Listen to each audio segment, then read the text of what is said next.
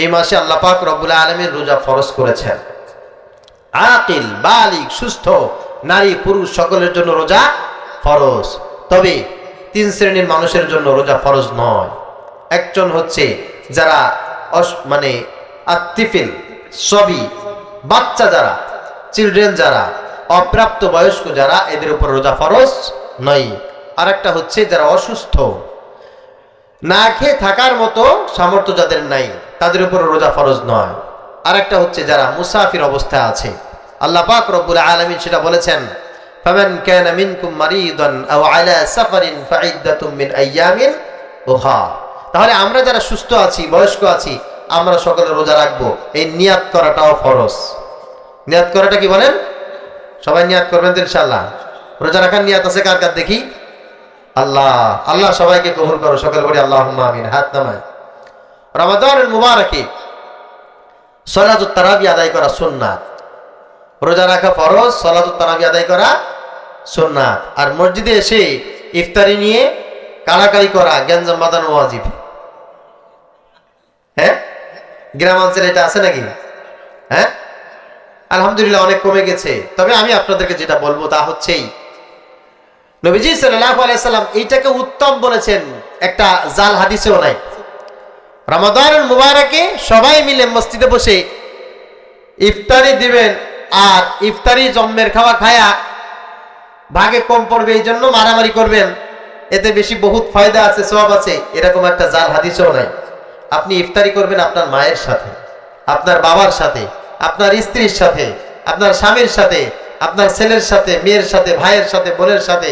এটা আপনার জন্য উত্তম বলেছেন মুহাম্মদ সাল্লাল্লাহু আলাইহি ওয়াসাল্লাম। হ্যাঁ, মাঝে মাঝে মসজিদে এসে ইফতারি করবেন, আবার ইফতারি দেবেনও আপনি, মনে থাকবেন ইনশাআল্লাহ।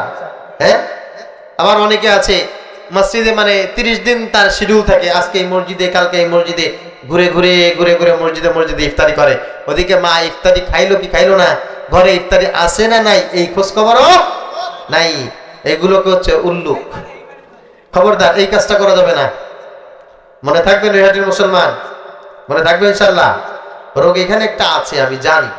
এজন্য আপনি যদি আপনার মাকে একদিন ইফতারি করান আপনার পকেটের পয়সা দিয়ে, বিশ্বাস করেন পৃথিবীতে যত রোজাদার আছে সব রোজাদারকে যদি ইফতারি করান ওই পরিমাণ সওয়াব হবে না যেই পরিমাণ সওয়াব হবে আপনি আপনার মাকে ইফতারি করাইবেন। কি হুজুর, ঠিক না ঠিক কথা বলেন? পৃথিবীর সব মানুষের সাথে এক জায়গায় বসে ইফতারি করবেন, ওই পরিমাণ সওয়াব হয় না। আপনার মাকে বাবাকে পাশে নিয়ে ইফতারি করে ইফতারির পূর্বে যদি একটু দোয়া করেন, যে পরিমাণ সওয়াব আল্লাহ পাক রব্বুল আলামিন আপনাকে দান করবেন। এজন্য আমরা পরিবারের সাথে ইফতারি করব ইনশাআল্লাহ। আরেকটি মেসেজ, তা হচ্ছে সাহারি। সাহারির ব্যাপারে আমরা অনেকেই মনে করি সাহারি মানে হচ্ছে শেষ রাতের খাবার। না ভাই, আমার পাশে আলেম আছেন, সাহারির মানে শেষ রাতের খাবার কোথাও নেই। সাহার মানে হচ্ছে শেষ রাতে জাগ্রত থাকা। আল্লাহ পাক রব্বুল আলামিন বলেন, ওয়াবিল আসহারি হুম ইস্তাগফিরুন। ওই শ্রেণীর মানুষের জন্য আমি আল্লাহ পাক রব্বুল আলামিন আমার রহমত বাজেট করে রাখি যারা শেষ রাতে জাগ্রত হয়, ইস্তাগফিরুন, আর আমার কাছে ক্ষমা চাই। সাহারি মানে হচ্ছে শেষ রাতে জাগ্রত হওয়া আর আল্লাহ পাক রব্বুল আলামিনের কাছে রোনাজারি করা। নবীজি সাল্লাল্লাহু আলাইহি ওয়াসাল্লাম বলেন, তাসাহারু ফাইন্না ফিস সাহুরি বারাকা। শেষ রাতে জাগ্রত হও, বিশেষ করে রমাদানুল মুবারাকে, এটার ভিতরে আল্লাহ পাক রব্বুল আলামিন তোমাদের জন্য বরকত রেখেছেন। তবে হ্যাঁ, যেহেতু সারা দিন তোমার না খেয়ে থাকতে হবে, এই জন্য তোমার কিছু না কিছু পানাহার প্রয়োজন। পানাহারের জন্য কমপক্ষে 1 গ্লাস পানি হলেও তুমি পান করো, একটা খেজুর হলেও তুমি সেটা খাও। আর যদি পেট পুরে খেতে পারো তাও তোমার জন্য ঐচ্ছিক, এতে কোনো বাধা নাই, এতে কোনো নিষেধ নাই। তবে সাহারি মানে হচ্ছে শেষ রাতে জাগ্রত হওয়া। রমাদানুল মুবারাকে ইমাম সাহেব মসজিদে, মুয়াজ্জিন মসজিদের মাইকে আজান দিয়ে সবাইকে ডাকতে থাকে, ওঠেন ওঠেন, দ্রুত করে রান্না বান্না করে নেন, খাওয়া দাওয়া শেষ করে নেন। না, রান্না করাটাও দরকার আছে, খাবারও দরকার আছে, তবে এলান যেটা হওয়া দরকার তা হচ্ছে আল্লাহর গোলামেরা, আল্লাহ পাক রব্বুল আলামিন তোমাদের দিকে তাকিয়ে তাকিয়ে ডাকছে, ওরে আমার গোলাম, রমাদানুল মুবারকের শেষ প্রান্তে আমি তোমাকে ডাকছি, ওঠো, উঠে যাও, ওযু করো, যাই নামাজে দাঁড়াও। আলামান মুস্তাগফিরিন ফাগফিরলা, কে আছো সারা জীবন অন্যায় করেছো, ভুল করেছো, পাপ করেছো, পাপগুলো মারছি চাও, ক্ষমা চাও, আমি আল্লাহ পাক রব্বুল আলামিনের কাছে রোনাজারি করো। আমি আল্লাহ তাআলা বলছি, যে ব্যক্তি এই মুহূর্তে আমার কাছে মাফ চাইবে আমি আল্লাহ তাকে মাফ করে দেব। আলামান মুস্তারজিকিন ফারজুকলা, ব্যবসা করো শুধু লস, চাকরি করো কোনো বরকত নাই, লেখাপড়া করেছো তুমি এখন বেকার, টাকা পয়সা নাই, টাকা পয়সায় কোনো আয় বরকত নাই, রিজিকের বড় কষ্ট, টাকা পয়সার টেনশনে তোমার ঘুম হয় না। আল্লাহ পাক রব্বুল আলামিন শেষ রাতে তোমাকে ডাকছে, বান্দা এখন রুজু করে যাই নামাজে দাঁড়াও, আমার কাছে দুটো হাত তুলো আর বলো, আল্লাহ আল্লাহুম্মা রযুকনি, আল্লাহ তুমি আমাকে রিজিক দান করো, আল্লাহুম্মা জিদনা ওয়ালা তানকুসনা ওয়া আকরিমনা ওয়ালা তুহিননা ওয়া আতিনা ওয়ালা তাহরিমনা ওয়া আথিরনা লা তুসির আলাইনা ওয়ারদা আন্না ওয়ারদিনা। নবীজি সাল্লাল্লাহু আলাইহি ওয়াসাল্লাম আমাদেরকে দোয়া শিখিয়ে দিয়েছেন, যদি কোনো মানুষ শেষ রাতে এমন ভাবে দোয়া করে আল্লাহ পাক রব্বুল আলামিন তার রিজিক বাড়িয়ে দেয়। এটাই হচ্ছে সাহারি, শেষ রাতে জাগ্রত হওয়া, জিকির করা, তেলাওয়াত করা, নামাজ আদায় করা, আল্লাহর কাছে রোনাজারি করা, আর সাথে সাথে কিছু খাওয়া বা পান করা। মনে থাকবে। আবার অনেকে কি করে জানেন, ওই অর্ধেক রাত্রে উইঠা জম্মের খাওয়া খায়, একটা ঘুম দিয়া, তারপরে উইঠা ফজরের নামাজ পড়ে, ঘুম না দিলে নাকি তার সাহাই হয় না। এই জন্য এই ভুল বিষয়গুলো আমাদের একটু সংশোধন করার দরকার আছে না নাই? আমি আপনাদেরকে লজ্জা দেওয়ার জন্য বলছি না, আমি নিজেও হয়তো এটাই আমল করেছি এক সময়, কিন্তু যখন বুঝলাম যে মেসেজটা জাতির সামনে দেওয়া দরকার, আমি আপনাদেরকে প্রাণ খুলে মেসেজটি দিলাম। আমল করার নিয়ত আছে তো ভাই? ইনশাআল্লাহ আছে তো ইনশাআল্লাহ। আল্লাহ তাআলা তৌফিক দান করুক, সকালে পড়ি আমিন। আর একটা বিষয় হচ্ছে, শেষ রমজান সম্পর্কে শেষ মেসেজ, তা হচ্ছে রমাদানুল মুবারকে খতম তারাবি পড়া সুন্নাহ।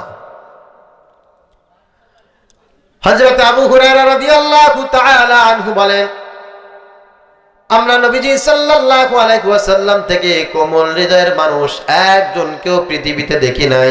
কানা রাসূলুল্লাহ সাল্লাল্লাহু আলাইহি ওয়াসাল্লাম আজওয়াদুন নাস, নবীজি সাল্লাল্লাহু আলাইহি ওয়াসাল্লাম আমাদের ভিতরে সবচাইতে কোমল হৃদয়ের মানুষ ছিলেন।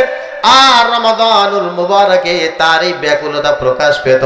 বিশেষ করে জিবরিল আমিন নবীজি সাল্লাল্লাহু আলাইহি ওয়াসাল্লামের কাছে আসতেন।